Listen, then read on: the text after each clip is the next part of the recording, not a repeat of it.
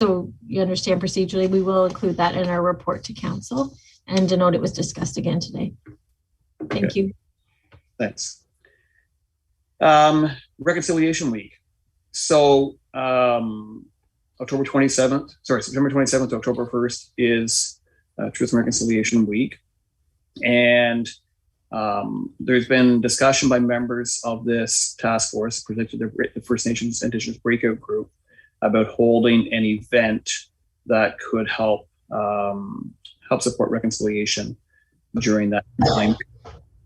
So since then, we've been speaking with Paul Meridew from SFDCI, and they have a number. The Indigenous Studies program has a number of events planned for that week at SFDCI, and also there's a plan in place to hold what will, I guess, be a small powwow on Saturday, October 2nd. So there will be Indigenous dancers and drummers in town for that event. And we were all invited to participate that day, and I would hope that everyone can be there that day. And I talked to Paul last Friday about this group's thoughts regarding an act of reconciliation. And there seemed to be strong support that we would be able to hold an event on Friday, October 1st, likely on Duck Island. That is where, of course, a powwow has been held in the past, and the Sacred Fires have been held there in the past. So it is, I guess, very suitable territory or area for this event to be held.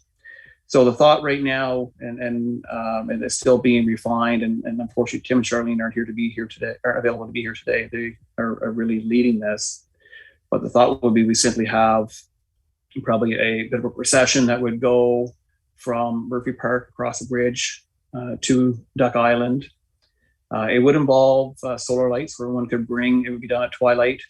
Everyone could bring a solar light, and there would be a service led, hopefully by one of our Indigenous members. And looks like we should have some drummers and dancers, or at least one of each, who would be able to participate. We would do a formal act of reconciliation for the community, and then everyone would be invited to basically implant their solar light or hang their solar light in recognition of the lost children. So if you want to make sure you get that in your calendars, it's we're still waiting for formal feedback from Mr. Meridew. He was going to bounce it off the advisors he's been working with, but he seemed to believe that would be a great opportunity for the community to express its act of reconciliation. So the plan from here, I guess, would be Tim and Charlene, myself, and if we want to get a volunteer from the group, we'll work with Mr. Meridew in refining this event and making sure that everyone's prepared for October 1st. I open the floor to any further comments or thoughts or questions. Peter? Sorry, I'm just a little confused on the dates. You said it'd be prepared for October 1st. Yes, so that was the evening of October 1st. And okay. The next day. On the 2nd. Okay, yeah. Thanks. I thought it was originally was looking at the 30th, and now it's the 1st. Yes. The first great. Is right, I believe. Right. Sorry.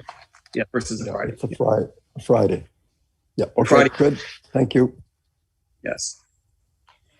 Sean, will we be putting the Every Child Matters flag up on the 30th? I think that's important. So that is coming forward. There's a resolution coming to council next Monday. We discussed that last night.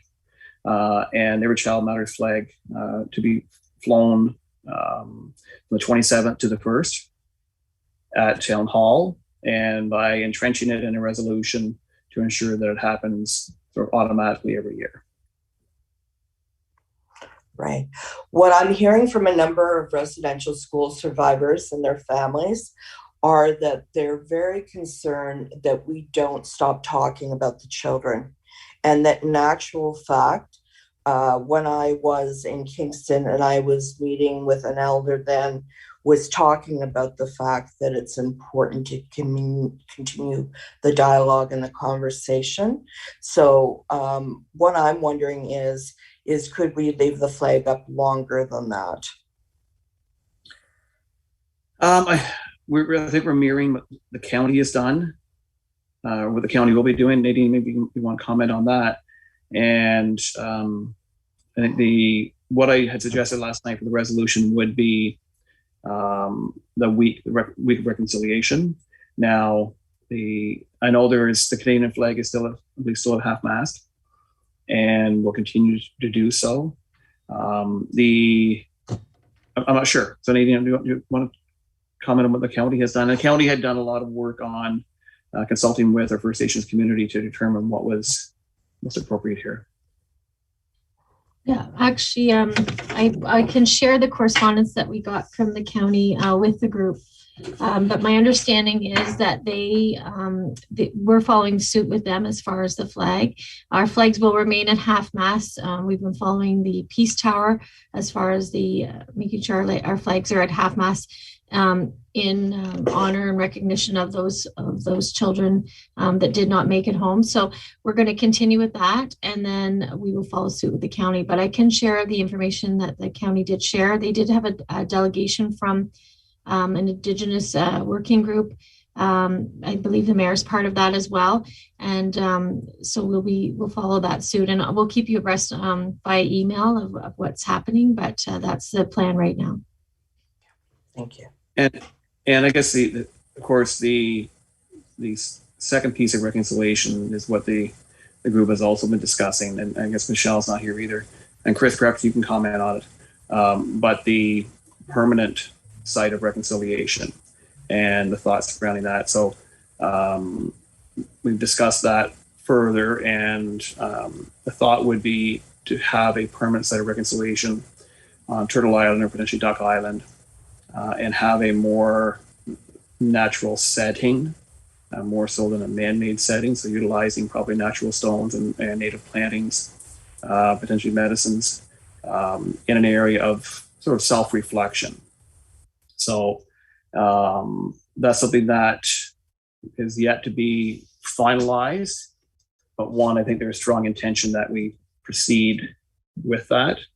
And again, it's unfortunate we don't have those members of our group here today, but we'll continue to work with them to refine that and hopefully be able to come forward in the next couple of weeks with a recommendation to council as to what we should be doing for permanent act of reconciliation. I guess in definitive with Chris's comments, something that to ensure that we continue to recognize, acknowledge, and remember. Any thoughts there? And Aaron, your hand is still up. Was that just from before? Yes, disregard my hand up. I'll remove it. Okay. So there's that is still in the works, and again, the smaller working group will continue to move that objective forward, refine that in consultation with their Indigenous neighbors. Okay. Next piece, the correspondence item, and so we'll circulate more details regarding October 1st and 2nd as they become available. So the correspondence item, Nadine, do you have that? An anti-hate resolution, I believe.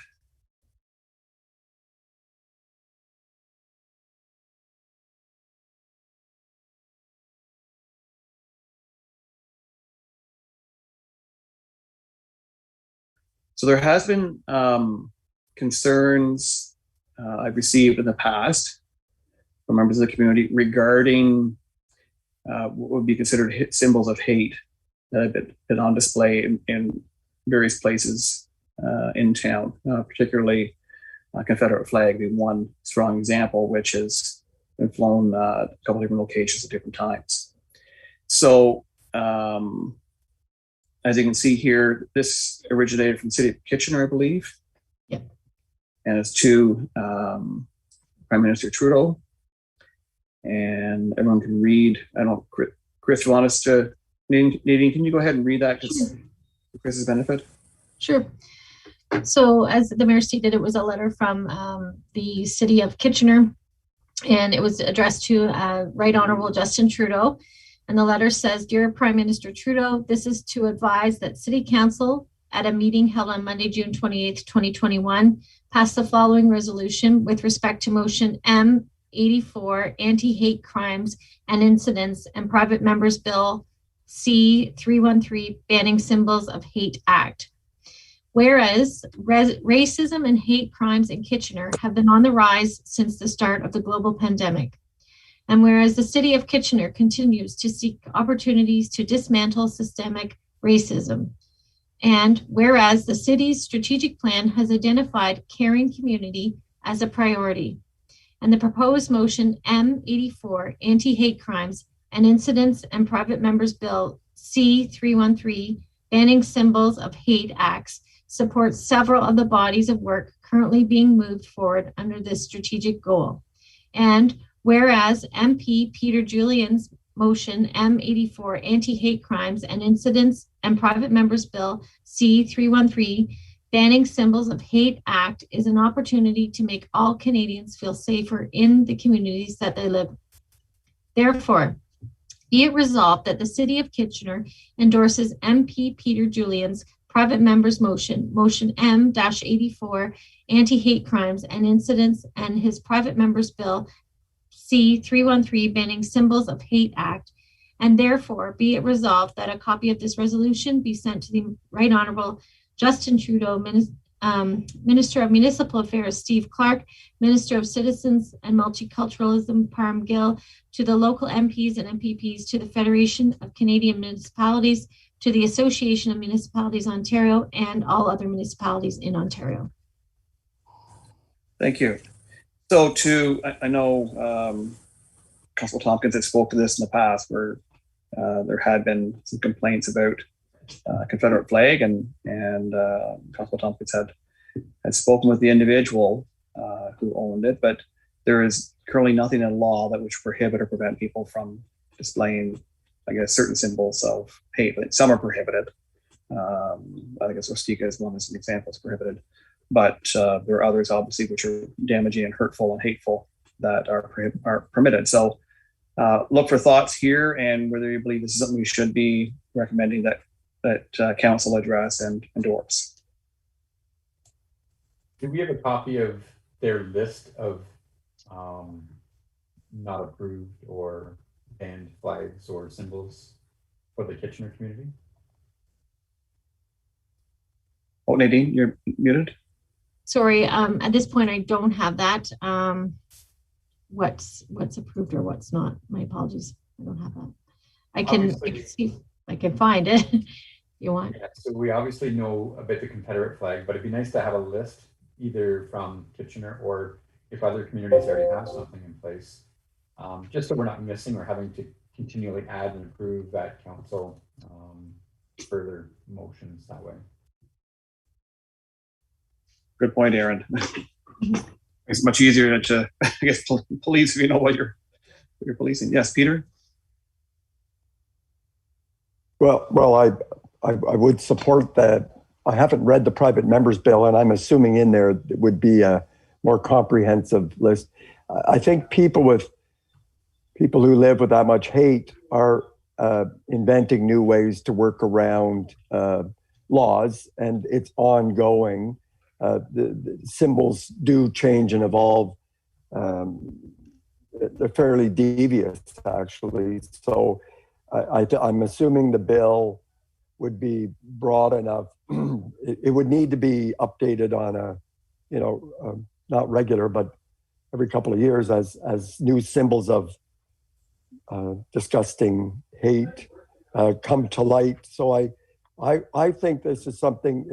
It's really wonderful that we have a task force in Smith Falls that we can actually send this letter to for discussion and maybe even forward on to council if this committee recommends it, which I certainly would. But I would like to see the private members bill to see just what it looks like and how comprehensive it is. But I'm supportive of it. Nadine? My apologies. I should have had this before the meeting. So I've just pulled up BC C313. And just quickly, I can read the preamble, which covers it. It says, whereas Parliament recognizes the importance of preventing all forms of hatred or violence against any group that is distinguished by color, race, religion, national or ethnic origin, age, sex, sexual orientation, gender identity or expression, or mental or physical disability. Whereas Parliament acknowledges past atrocities and violence committed against such groups by persons or organizations whose symbols, emblems, flags, and uniforms continue to this day to be used to promote or incite hatred and violence against these groups. And whereas it is in the interest of all Canadians to prevent the display or sale of symbols or emblems such as, and it speaks to the Nazi swastika, the Ku Klux Klan insignia, flags such as the standards of Germany between the years of 1933 to 1945, and those of the Confederate States of America between the years of 1861 to 1865, and uniforms including the German and Confederate States of America military dress and those periods, as well as the hoods and robes of the Ku Klux Klan. So that's what it's got stated at the beginning of their bill. Is that Well, it's more of a general thing than giving you specific like things to look out for.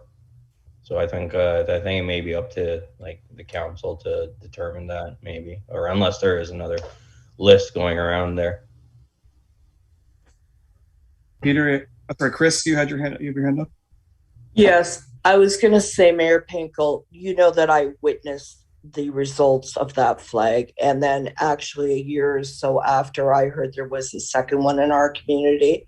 And the pain that caused, I think even one is more than enough of a reason for us to have this act, as well as I think if we use the word any hateful symbol, that would really cover it, because I know you could say that that's a matter of opinion, but not necessarily. I think if we do more research, we will find that there is others, including those symbols that we were just speaking of, that are outlined. And I do think we have to consider that this would have to be amended, because things are unfortunately not always the same.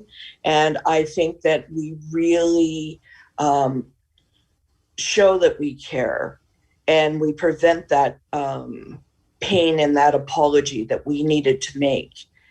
If we don't address it, it's on us, you know, and it's not our community. Thanks, Chris. So what I suggest is, I guess maybe we can make an amendment to that resolution that would add something to the effect of that the federal government do a comprehensive review of all possible symbols of hate and discrimination, and considering, I guess, in developing a law that would prohibit these within our country. Something to that effect, Nadine. Just so they don't stop where they are now, but to look further for other. So I guess if we can adopt that resolution with an amendment, my suggestion. Everyone agreeable to that? Yeah. Okay, Peter. Yeah, I'm agreeable. I also think Constable Tompkins has brought it up several times. I think our goal is to educate the community. There are people that are naive and don't understand the power of some of those symbols, and by sitting and having conversations and the work of the committee and enforcement is the last laws. So I'm hoping that reasonable people with the discussion, I think Chris's point, just to hear from someone just how hurtful it is often enough to have someone take down something. And so if we keep it's a two-pronged. We need to continue education and learning and understanding and sharing. And then there is the enforcement end, but that's usually the last way we want to go. So the law will never cover everything. So I think our power is in listening and learning together etc. So I agree, Peter. However, in this case, it did not. That flag reappeared a number of years. And even with education, there is a time and a place where racism, we must say something. And if that person is not willing to change their attitudes, which is always where it starts, then something has to be possible. A fine, I'm not saying imprisonment, but I'm saying something that will get their attention, because education is not enough always. I agree. That's where we need that entrenched in law so that there is authority to do so. So I'll ask for a motion to support this resolution. I need it. Viv, seconded by Aaron. All in favor? Here, yep. Here, okay, thank you. And to that, I mean, I have received in the last, I guess, month or so, 2 emails from residents who are opposing the town considering the addition of a rainbow crosswalk. One suggesting that there's one in Almont that's sufficient, that's enough for the county, and another one who opposed it on religious views. So it's, I mean, while it's not hate, it is still discrimination.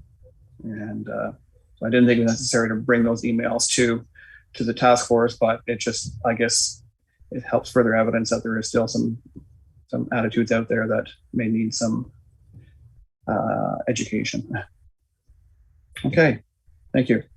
We got item D, the survey, so the distribution and circulation of the survey, and it's been developed. We want to get that out there, get the feedback from the community. So, Peter, this is all yours. Thank you, Mayor Pecco. The thought we said initially was to get it out by the end of September, and I think we could do that. What I'm suggesting is that I go in and sit down with Nadine and look at some of the platforms that are available to us, including Speak Up Smith Falls and some other platforms, to get it out, and the kind of public press release that would accompany it. It does need, and I think that it's probably best to start that discussion at council. If it came from here, we could talk at council that this is going out, and because we get a lot of coverage on that. So yes. I think by the end of the week, if Nadine's available, we could just sit down, pull up the survey and say, okay, if we start with this and this and this, get it out. And I know Jacob at the high school also offered to facilitate a dissemination in the school system, and so and he was part of our group. So I think between the 3 of us, we could hit that target of getting it out, launched, and the public well aware of it by the end of September, and not leave it out there a long time, maybe 4 or 5 weeks. And then bring it back, start to compile the data, and maybe have some results before the end of the year. I don't know. Thank you.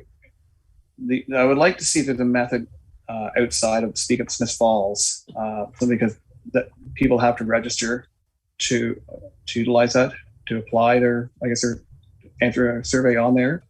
And considering the sensitivity of this, there may be people who don't want to do so. With acknowledging who they are, so they prefer to do it anonymously.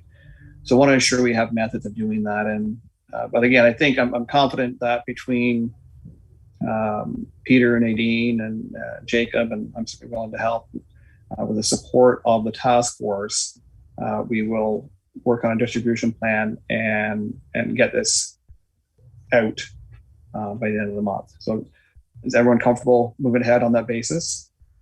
Yes, I just wanted to add, I think that maybe we should involve the accessibility committee, because we need to make it as inclusive as possible, especially because it includes discrimination. Great thought, Chris. And so Nadine also supports that committee. Well, perhaps she can bring that forward there for discussion, for any further feedback when it comes to distribution. And I'd be happy to, Nadine, if there's an upcoming accessibility committee meeting, if you'd make me aware of that, I'd be happy to go and or participate and just explain it and get their input. Absolutely. That's a great suggestion, Chris. Super. Okay, any other thoughts here? Okay, so the work will continue. They'll get that out hopefully the end of September, before the end of September. Feedback by the end of October. Hopefully by mid-November, we'll have feedback to discuss at this group. Okay, any other thoughts before we wrap up today? There was less than an hour. We got a lot of stuff done. The other thought I was going to just share with you earlier, you were mentioning about the crosswalk. There's also been a number of municipalities that have supported putting an Every Child Matter or a particular design that honors the children. And I just wondered whether or not we might be able to consider that as part of our reconciliation. I was thinking it could potentially go between the library and the town hall, or potentially near the high school. Great point, Chris. I think I think our Indigenous working group that's considering permanent forms of reconciliation, I would suggest keep that thought fresh.